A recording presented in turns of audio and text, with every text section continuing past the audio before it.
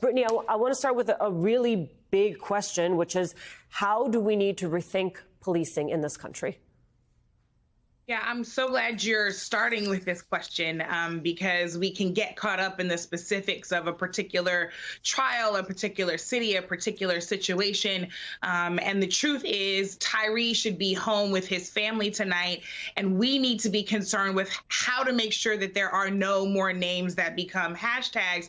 You know, I know that you brought up an op-ed before that references this idea of community policing, and truly just public safety is going to have to be informed and led by the community. This is always true.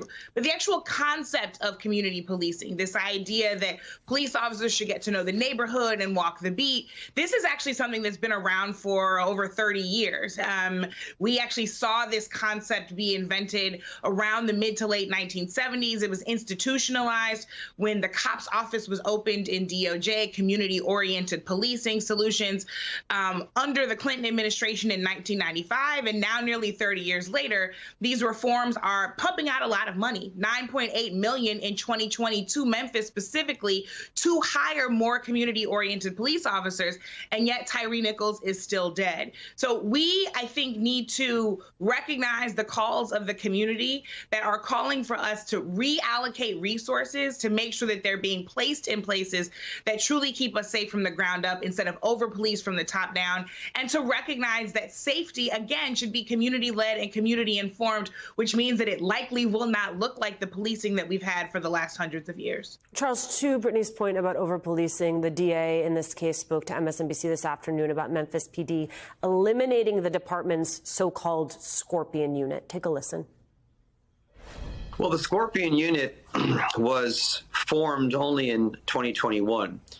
I am not aware of any prior investigation of members of the Scorpion unit. That's not to say it didn't happen, but I'm not aware of it. But I do know that now I have heard that a number of citizens making complaints about the Scorpion unit. I know that units of that kind sometimes can, both in Memphis and around the country, can sometimes I don't know, breed a culture of over-aggressiveness.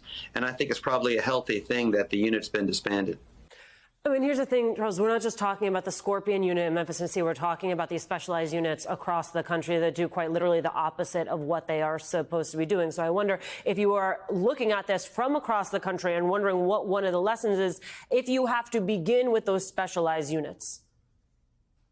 Well, I do think, Alicia, that that's a big part of the conversation. I also think that it's important that we stop politicizing the notion of law enforcement protection and service and community. And the reason I say that is because much of what we're talking about with these specialized units is the result of a response to right-wing talking points about increased violence in communities of color in urban America. That is a problem and a talking point that they were never seriously interested in solving. But yet the result was putting a lot of money toward these different units that ultimately harassed and over-policed different communities of color under the pretext of trying to stop and prevent crime.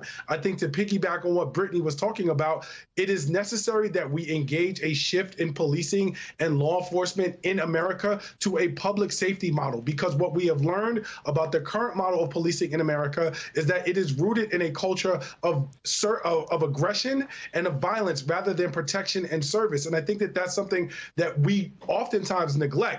Yes, your question is valid with respect to these specialized units. They are receiving way too much funding. If you look at the budget of Memphis PD, the Scorpion unit got almost 38% of new funding given to Memphis Police budget. That means that they were getting almost half of their budget. That is insane when you think about the different reasons that crime actually occurs in community and what can be done with that money if it was reallocated to try to address those issues rather than put the money where it was currently allocated. I'm so